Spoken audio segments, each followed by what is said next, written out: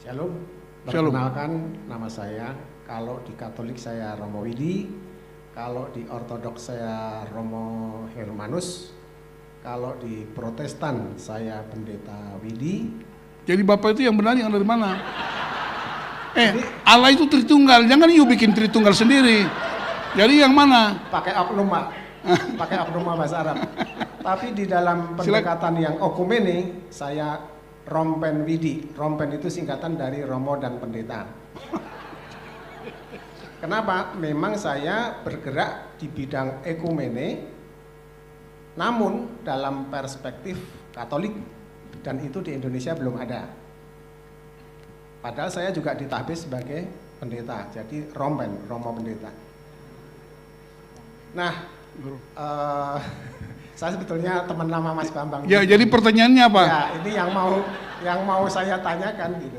Ya, tanyalah. Yang dijelaskan kan sebetulnya di dalam judul adalah tentang apa itu bidat. Nah, yang dijelaskan ini adalah bidat dalam konteks sejarah gereja yang lama. Padahal yang bidat membidatkan itu bukan para almarhum, tapi kan sekarang. Kita yang masih hidup itu kan yang bidat membidatkan. Tapi kata bidat membidatkan sekarang itu tentu beda dengan bidat pada waktu itu. Karena waktu itu bidat itu konteksnya gereja yang bersatu. Nah, kalau sekarang anak cucu gereja kan sudah banyak, bahkan yang diakui ataupun yang tidak, yang haram ataupun yang halal. Nah, pertanyaannya dalam konteks sekarang, karena saya kan untuk kesatuan gereja itu konteksnya sekarang tidak bisa bertolak dari konteks pada waktu itu. Menurut pengertian dan pengalaman Mas Bambang, kira-kira pembidatan yang sekarang itu bahasanya yang bagaimana? Itu yang belum dimunculkan. Bahkan judulnya tentu tidak ada jawabannya karena tidak dimunculkan. Itu yang menjadi pertanyaan sekarang supaya relevan dengan pergumulan gereja pada sini. Itu aja dari saya. Iya, begini, saya mengawalinya segala sesuatu itu dari akarnya. Karena kalau sekedar melihat dari apa yang tampak sekarang, kita tidak ketemu akarnya, kita akan gampang sekali juga membidatkan orang lain. Coba misalnya, kalau kita tidak ketemu akarnya ya, misalnya ya, soal bidat membidatkan itu. Dan kita mengatakan, oh kamu dari gereja apa? Saya dari gereja Assyrian Church of the East, Catholic Assyrian Church of the East. Itu kalau di Australia ada yang namanya Abuna Marmari yang baru dilempar sama anak muda kehilangan satu mata itu. Itu dari gereja Assyria Timur. Jadi setelah skisma perpecahan, kata Katolik ini dipertahankan oleh dua kelompok. Yang pertama, Takhta Suci Vatikan selalu menggunakan kata Katolik, maka disebut umat Katolik. Tapi satunya lagi ada yang mempergunakan kata Katolik, yaitu Gereja Assyria Timur Katolik yang tadi saya ceritakan sudah ada perbincangan dengan Vatikan soal kristologinya. Itu pusatnya dulu di Baghdad dan sekarang di Amerika. Ada Patriark Mardin H misalnya. Itu juga mengenalkan kata diri kami adalah orang-orang Katolik Syria Timur. Namanya Katolik, dia tidak menyebut Ortodok. Semuanya menyebut Kristen toh. Tapi dari Takhta Suci Alexandria dengan Antioquia, dia untuk membedakan diri dengan yang Roma tadi, menyebut dirinya Ortodok. Jadi yang menyebut dirinya Ortodok itu kenapa? Karena jalan lurus, ya ajaran yang benar. Itu mengingatkan pada sebutan lain selain Kristen dan Nasrani dalam Alkitab, yaitu apa? Pengikut jalan Tuhan. Luruskanlah jalan baginya, luruskanlah jalan Tuhan. Lurus itu adalah ortos, doksa itu ajaran, ajaran yang lurus. Jadi nama ortodok ini dimunculkan untuk membedakan diri mereka dengan saingannya yang di Roma. Gitu loh kira-kira. Nah bagi orang Roma, ortodok itu skisma, perpecahan dari mereka. Bagi orang ortodok, Katolik juga skisma. Yang ini nggak usah kita persoalkan, nanti kita bertengkar terus. Skisma masing-masing gitu loh. Jadi dari sudut pandangnya gereja ortodok, Katolik itu skisma dari gereja ortodok. Ya, dari gereja Katolik nganggep ortodok itu skisma dari Katolik. Tapi kalau di kalangan orang karismatik Pentakosta tidak terlalu ngaruh itu. Karena tidak pernah membaca itu. Jadi aman ketika Anda tidak membaca. Bener nggak? Tapi kalau Anda tuh yang wajahnya kuno-kuno itu, bingung mengidentifikasi diri. Makanya supaya ini tadi Romo Widi dan Pendeta Widi, karena itu bingung. Bingung bagaimana? Termasuk saya juga mengalami kebingungan. Terus kemudian saya itu statusnya apa ya? Kalau saya ngomong begini, ini di lingkungan karismatik Pentakosta. Nanti kemarin lagi saya ngomong di gereja Toraja, gereja Gemis, gereja Gemim, itu semua aliran Protestan. Kemarin saya di Melbourne dimintai Komunitas Katolik Indonesia bicara tentang sejarah gereja dan kenapa kita harus terpecah-pecah. Nanti balik lagi saya ke Malang, ortodok koptik lagi. Ya toh? Orang jadi bingung, saya sendiri bingung dengan diri saya.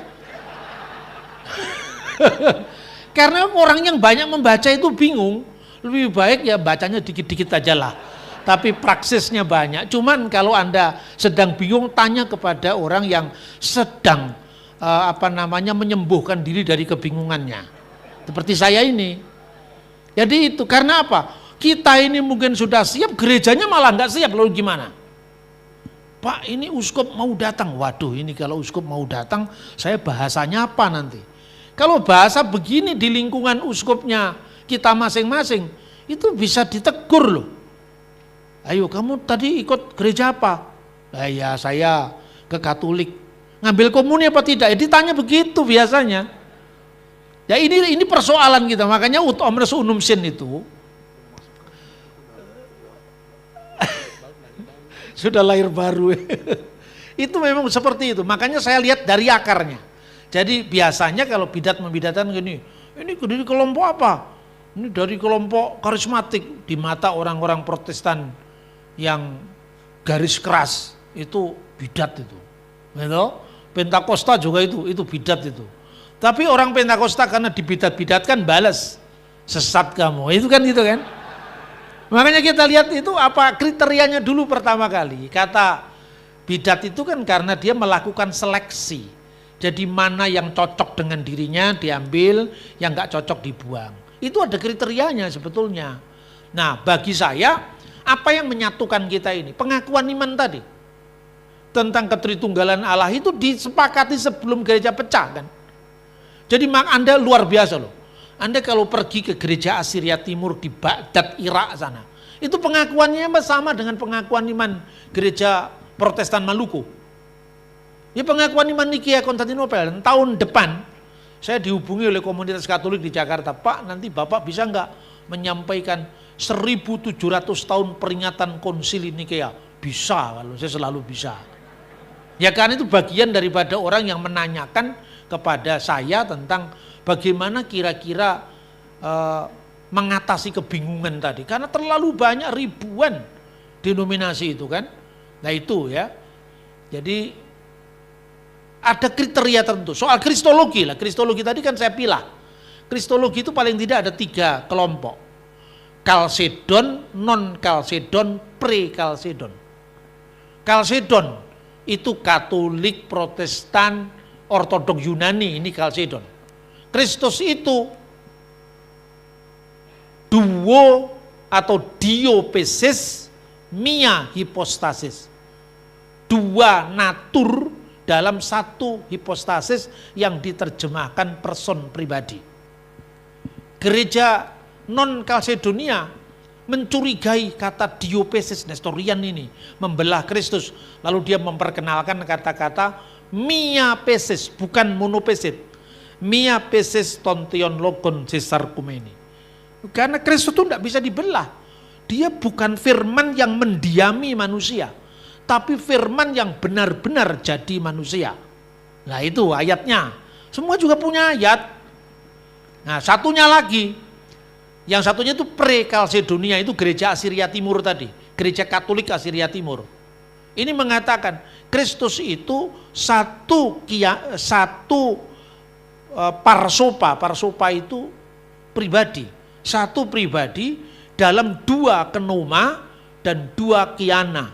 2 kenoma itu kemudian oleh Barat diterjemahkan persona, tapi oleh yang punya bahasa tidak diterjemahkan persona, tapi self, pusat kesadaran.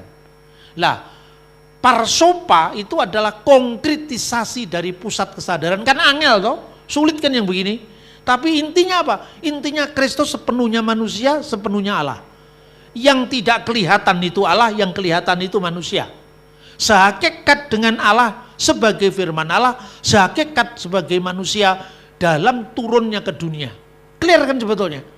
Tapi kalau kita berdebat dengan produk-produk bahasa ini memerlukan waktu yang panjang dan dikonsultasi-konsultasi teologis bagi yang belajar teologi. Maka kalau saya ngomong ke awam, kan jarang saya menggunakan, coba amati ceramah-ceramah saya tahun 99, tahun 2000, saya hampir tidak pernah mengatakan Allah itu 3 pribadi. Karena kata pribadi ini bermasalah dari awal. Tapi kalau Anda membaca buku saya, yang saya tulis ketika saya menjadi ketua GMKI Cabang Malang, dan sekaligus sebagai aktivis pro Megawati waktu itu. Jadi saya ini ya orang politik, ya orang pemikir, tapi akhirnya pemikiran saya lebih saya beri tempat ketimbang politiknya yang isu deli sore tempe. Itu kira-kira ya. Maka ini kan kristologinya ini clear sekarang. Di pertemuan Wadi El Natron tahun 90, mereka menandatangani kesepakatan dan saling mencabut anatema. Saling mencabut kutukan. Jadi sekarang orang-orang Koptik boleh mengambil kudas komuni di gereja Ortodok Yunani atau Rusia yang terikat dengan itu. Tapi antara Koptik dengan Katolik belum. Karena masih hal-hal yang harus dibicarakan. Antara Ortodok Syria dengan Katolik Roma sudah. Lah ini lama-lama kita ini kan terus menuju kepada kesatuan tadi.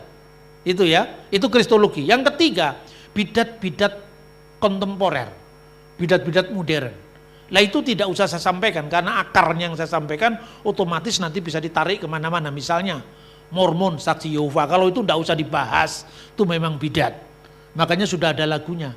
Ku tak pandang dari gereja mana, asal bukan Mormon, Saksi Yehova, kan jelas itu. Kalau itu jelas bukan, karena itu asas-asasnya sudah berbeda. Tidak percaya dengan keselamatan itu dalam Kristus Yesus, tapi karena beramal dengan jadi misionaris 222 masuk ke rumah-rumah orang itu Saksi Yehova. Terus kemudian saya ditanya, Pak, kenapa Bapak tidak mau mengakui Saksi Yehova? Nah karena Saksi Yehova juga tidak mau mengaku saya. Itu kalau ngomong dalam konteks kebangsaan. Kalau di dalam konteks gereja saya katakan itu bidat. Tapi kalau ketika saya keluar di luar, masa orang MUI tahu bidat atau bidat? Kan itu urutannya berbeda. Kenapa Bapak tidak mau mengakui Saksi Yehova? Kan itu Kristen juga, mereka mengakunya Kristen, Pak. Tapi ini kan persekutuan gereja-gereja. Lah mereka tidak punya gereja. Lu masa Pak? Tanya apa Saksi Yehova? Rumah ibadatnya namanya apa Pak? Balai Kerajaan. Loh ya kan Balai Kerajaan. Lah ini persekutuan gereja. Ya otomatis kita tidak mau terima. Clear sudah.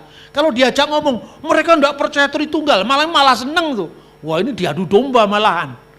Makanya kadang-kadang tema bidat non bidat ini dijadikan setan untuk mengadu domba gereja. Makanya yang begini tunda, jangan ngomong di luar. Kalau di luar saya hanya bersaksi tentang siapa Yesus yang disalahpahami. Orang mengatakan Alkitab dipalsukan, saya tunjukkan naskah laut mati, saya tunjukkan Dead Sea Scroll yang usianya lebih dari 2000 tahun. Lah yang kamu tuduh palsu punya Alkitab yang usianya 2000 tahun lebih, lah terus punya kamu mana? Bingung sendiri kan? Yang begini yang saya tekankan, tapi ketika ngomong tentang primat Petrus oleh Paus ya, kamu apa Katolik ya wis melok aku wis ora melu, aku melu dhewe gitu loh. Kalau kamu Protestan, nah terus akhirnya apa saya tunjukkan. Sekarang kan ramenya orang bidat membidatkan. Luther itu bidat, oh, itu ada Romo yang ngomong begitu. Tapi Romo-Romo yang lain enggak. Saya tanya Romo, itu ya biar aja urusannya dia, karena di kalangan non Katolik juga banyak yang nyebut Katolik bidat. Terus saya bilang biar kapok ya, makanya jangan suka membidatkan orang lain. Ini kan reaksi daripada aksi. Katolik selama ini kan banyak disalahpahami, makanya orang Katolik ya lama-lama menunjukkan identitasnya lah. Kira-kira seperti itu. Maka kalau rujukannya Katolik ya jangan melihat Romo ini, Romo itu. Lihat Konsili Vatikan II dong. Konsili Vatikan II, siapa yang mengatakan Protestan itu bidat? Tidak. Jadi kalau ini saya tunjukkan dokumennya ya. Dokumen yang disebut Orientalum Christianum. Nah ini, dekret tentang Orientalum Christianum. Artinya apa? Kekristenan Timur. Ada dua klasifikasi. Orang-orang yang disebut Katolik Timur dan Katolik Latin. Katolik Latin itu tahta suci Vatikan. Katolik Timur itu Koptik Katolik.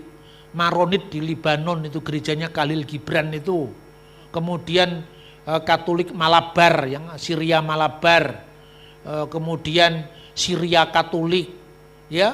Melkit Katolik itu orang seperti istrinya Yasser Arafat itu kan Melkit Katolik itu.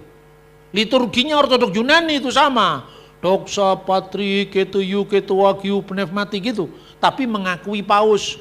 Ini yang disebut gereja Yuniat. Ini disebut sebagai orang-orang Katolik Timur yang imannya sama, mengakui paus yang sama, tapi ritusnya berbeda. Lalu bagaimana dengan ortodok?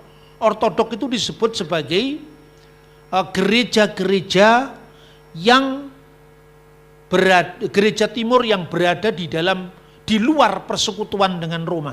Nah kan ya memang benar.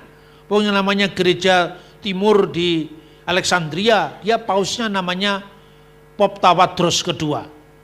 Gereja Yunani punya patriark sendiri.